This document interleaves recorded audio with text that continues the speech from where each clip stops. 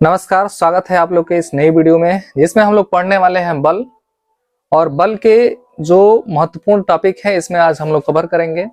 आइए तो बिना किसी देरी का हम लोग शुरू करते हैं इस वीडियो को। देखिए, यदि आप हमारे चैनल पर नए हैं और आप बेहतरीन तैयारी करना चाहते हैं तो आप हमारे चैनल के साथ जुड़ सकते हैं, इसको सब्सक्राइब करके। यदि आपको वीडियो पसंद आएगा तो प्लीज वीडियो को लाइक कीजिएगा। तो आइए चलते हैं हम लोग आज इस नए टॉपिक पे। बहुत ही बेहतरीन तरीके से आपको कंसेप्ट क्लियर होगा।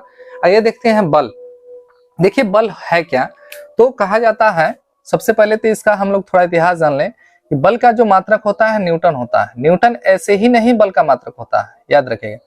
बल का जो कंसेप्ट है एक तरह से कहा जाता है न्यूटन के द्वारा ही खोजा गया था, इसीलिए बल का मात्रक क्या होता है? न्यूटन होता है। ठीक है ना, सर आइजैक न्यूटन ने ही इसका कंसेप्ट सर्वप्रथम खोजा था, इसलिए बल का मात्रक आपका न्यूटन होता है।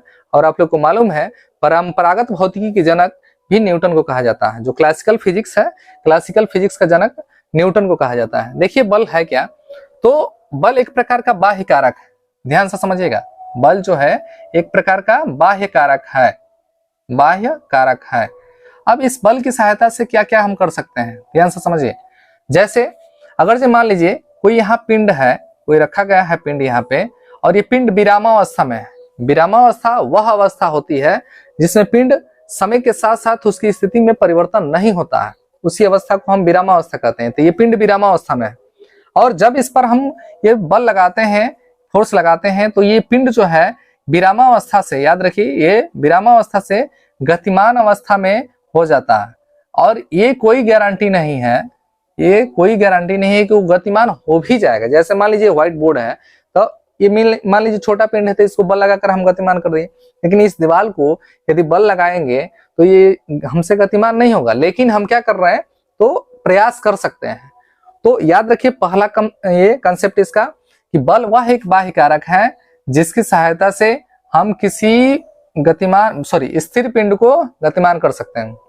जैसे ये मार्कर आप देख रहे हैं, अगर ये मार्कर यहाँ पे रखे हैं तो विरामावस्था में है, यदि बल लगाएंगे, बल लगाकर इसको फेंक देंगे तो ये गतिमान हो जाएगा।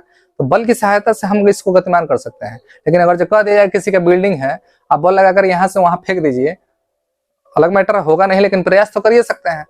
तो बल एक वह बाह्य कारक है जिसकी सहायता से किसी स्थिर पिंड को हम गतिमान कर सकते हैं या करने का प्रयास करते हैं। ये तो हो गया पहली कहानी इसकी।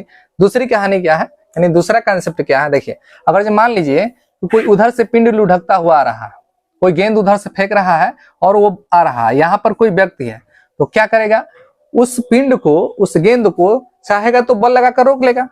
ध्यान से समझिए, तो बल की सहायता से हम किसी गतिमान पिंड को हम रोक सकते हैं। पहला काम क्या किए कि रुकी हुई बस को गतिमान कर दिए, और दूसरा काम तो गतिमान पिंड को हम क्या कर सकते हैं? रोक सकते हैं। हाँ, कोई गारंटी नहीं कि इसको रोक ही सकते हैं, हाँ प्रयास कर सकते हैं। मान लीजिए कि गेंद है, अच्छी बात है। अगर मान लीजिए उधर से कोई ट्रक को रखा रहा है, ठीक है, ट्रक उधर से आ रहा है और आप सोच रहे हैं कि हम बल लगाकर उसको रोक सकते हैं, अलग मैटर है कि रुकेगा नहीं, आप ही रुक जाइएगा। ठीक है ना, तो प्रयास तो कर ही सकते हैं हम कि हाँ बल हम लगाए हैं। तो बल की सहायता से किसी गतिमान वस्तु को रोक सकते हैं या रोकने का प्रयास कर सकते हैं। तो दो काम हुआ, पहला काम स्थिर वस्तु को गतिमान कर दिए, दूसरा काम गतिमान वस्तु को स्थिर कर दिए, या दोनों का प्रयास किए हैं। ठीक है ना, तीसरा काम क्या हुआ? तो तीसरा काम ये होता है बल के द्वारा कि अगर मान लीजिए दो आदमी है यहाँ पे, एक आदमी यहाँ पे है, मान लीजिए एक आदमी यहाँ पे है, दोनों लोग थोड़ा जम करके ये अपने आपस में झगड़ा कर लिए। मान लीजिए ये मार दिया एक हाथ यहाँ पे और ये मार दिया एक हाथ यहाँ पे। अब पहले के फोटो में और बाद के फोटो में, दोनों के फोटो में अंतर हो जाएगा। अंतर ये होगा कि इनका जो थोबड़ा होगा, ये थोबड़ा में परिवर्तन हो सकता है, यानी इसका जो आकार है, आकार में परिवर्तन हो सकता है। हाँ, बल की सहायता से किसी भी वस्तु की आकृति में परिवर्तन कर सकते हैं या करने का प्रयास करते हैं। तो देखिए, बल से तीन काम किए, स्थिर वस्तु को गतिमान किए, गतिमान वस्तु को स्थिर किए, और किसी वस्तु की आकृति में क्या किए? परिवर्तन किए।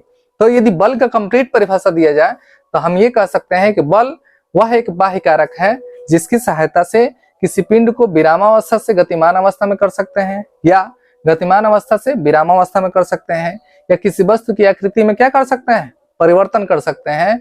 और बल को F से इंडिकेट किया जाता है क्योंकि इसको इंग्लिश में फोर्स कहा जाता है, और इसका मात्रा क्या होता है? न्यूटन होता है। याद रखिए, इसका मात्रा क्या होता है? न्यूटन होता है। किस प्रणाली में होता है?